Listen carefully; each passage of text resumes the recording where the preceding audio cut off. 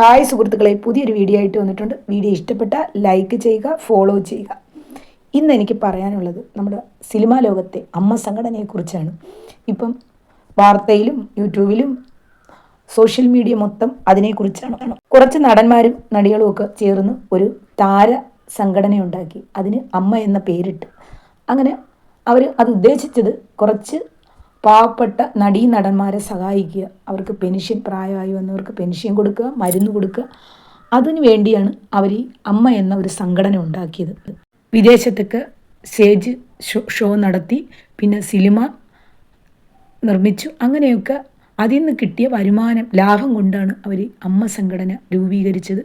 അതിന് അമ്മ എന്നൊരു പേരിട്ട് അതിൽ പ്രസിഡൻ്റായിട്ട് നമ്മുടെ ഇന്നസെൻറ്റിനെ ആക്കി. അങ്ങനെ ആ സംഘടന നല്ല രീതിയിൽ പൊക്കോണ്ടിരിക്കുമ്പോഴാണ് ദിലീപിൻ്റെ ഒരു കേസ് വരുന്നത്. അതോടെ ആ അമ്മ സംഘടനയിൽ തർക്കങ്ങളും പ്രശ്നങ്ങളും ഒക്കെ ആയി. അത് ഒന്ന് പരിഹരിച്ച് കുറച്ച് നാൾ പോയപ്പോഴത്തേക്കും പിന്നെ നമ്മുടെ ഇന്നസെൻറ്റ് ചേട്ടൻ പ്രസിഡൻ്റ് സ്ഥാനത്ത് നിന്ന് മാറുകയാണ്.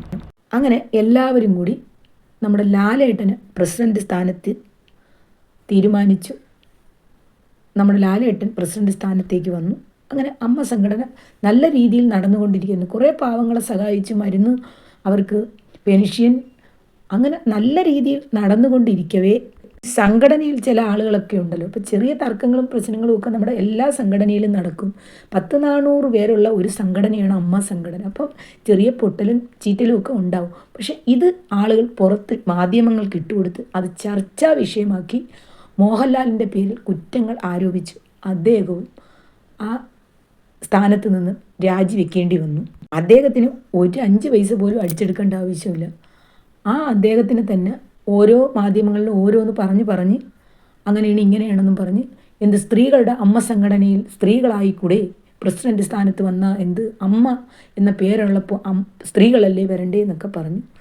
പാവം ലാലേട്ടൻ ആ സ്ഥാനത്ത് നിന്ന് മാറി. അദ്ദേഹവും എല്ലാവരും വിചാരിച്ച് ഈ ഒരു സംഘടന പൊളിയണ്ട, നമ്മൾ അത്ര കഷ്ടപ്പെട്ടുണ്ടാക്കിയ ഒരു സംഘടനകൾ പാവപ്പെട്ട ആളുകൾക്ക് സഹായമാവട്ടെ, നമ്മളെ ഉള്ള നടനും നടിമാരും അവരൊന്നും പട്ടിണി അടക്കണ്ട, അവരെ നമുക്ക് സംരക്ഷിക്കണം എന്ന് വിചാരിച്ച് എല്ലാവരും കൂടി ഒരു അമ്മ സംഘടന ഉണ്ടാക്കി.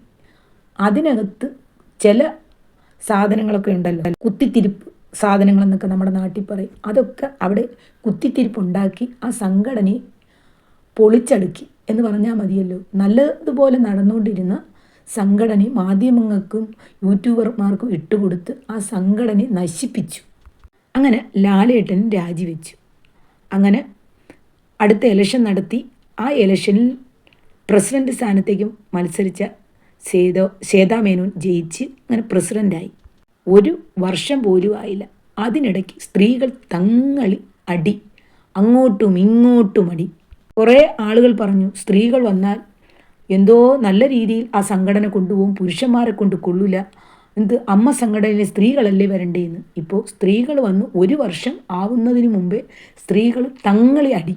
അവിടെ നടക്കുന്ന കാര്യങ്ങൾ അത് പുറത്ത് മാധ്യമങ്ങളെ അറിയിക്കുക, പത്രസമ്മേളനം നടത്തി കുറ്റം പറയുക, ഒരു സംഘടനയെ മൊത്തത്തോടെ നാറ്റുക, നശിപ്പിക്കുക. ഇതൊക്കെ ബാധിക്കുന്നത് കുറേ പാവപ്പെട്ട നടന്മാർക്കാണ്. അവർക്ക് കിട്ടുന്ന പെൻഷൻ, മരുന്ന്, ഇതൊക്കെയാണ് അവർക്ക് കിട്ടാതെ പോകും. മാസം അവർ കാത്തിരിക്കുന്ന അവരെ പെൻഷനും മരുന്നിനും വേണ്ടിയാണ്. പക്ഷെ അത് എല്ലാം മുടങ്ങും. കുറച്ച് സ്ത്രീകൾ കൂടി ഈ സംഘടനയെ നശിപ്പിക്കുകയാണ്. ഇനിയെങ്കിലും ഇതൊക്കെ ഒന്ന് നിർത്തൂ നിങ്ങളെല്ലാം.